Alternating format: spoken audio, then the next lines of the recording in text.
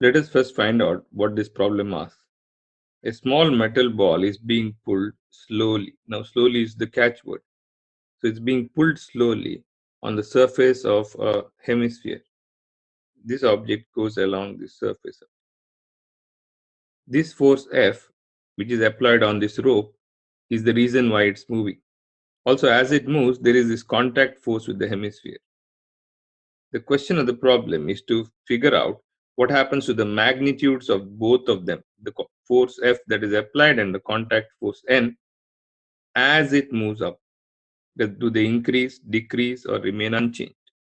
Also, notice nowhere in the problem has anything been told about the rope. So, whether this rope out here is massless or not has not been mentioned anywhere. So, think whether that's going to make a difference to your solution.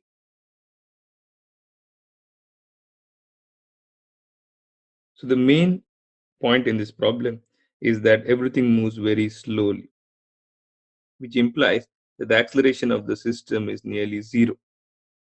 So, to a very good approximation, at all times, the rope and the ball are in equilibrium. So, if a force F is applied on the rope, there must be an equal and opposite force that the ball applies on the rope in the opposite direction, because the net force on that should be zero. Similarly, if you were to look at the ball, the net forces acting on it, there must be one downwards, and that is the weight of the object.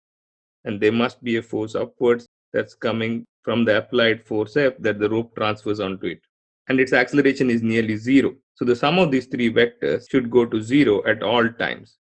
So sum of any number of vectors, if they act on an object and the sum is zero, we know that they should lie on the edges of a closed figure. Apply out here and see what that leads to. So let's now draw all the forces acting on it. There's a downward force, that is mg. There's a normal force, so we have to draw it parallel to the force that we have already drawn out here. And then there is an F force, which is the applied force. So we have to draw it parallel to the F out there. So that looks like the direction of F. Now all of them should add up to zero. That's a closed figure, and therefore the net force should be zero. It's the direction of mg. Here is a clue to the solution. You just need to draw one single line on this figure, and then you'll find two similar triangles. Compare the sides, and one of the sides will not be changing, and from that you will figure out what happens to both the forces. So if you look at the distance from the pulley, that is some distance d that never changes in the problem. Similarly, r never changes in the problem. This r is a fixed quantity. Look at this physical triangle, and let's call it ABC. If you compare this triangle ABC to the forced triangle, look at the direction of normal. The normal has the same direction as the vector r. The d is along the same direction as our mg, so these angles are identical. Similarly, the angle between F and D, this force is anyway along the direction of F, therefore this angle must be the same as that angle.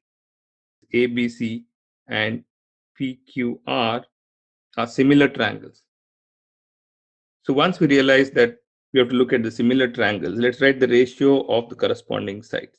So corresponding to F, there is the side L, and therefore F by L must be the same as mg by the corresponding side, which is d, must be the same as the normal force, and the corresponding side is r. So that's all we need. If you look at this ratio in the middle, mg by d, none of these change, neither this nor that. And thereby we have the answer, which is the force F is going to be L into mg by d, knowing that L is going to decrease. As this rope is being pulled up, this L is going to decrease, and therefore the F is going to decrease. And similarly, is going to be mg by d into r. R being a fixed number, this never changes. So N remains unchanged.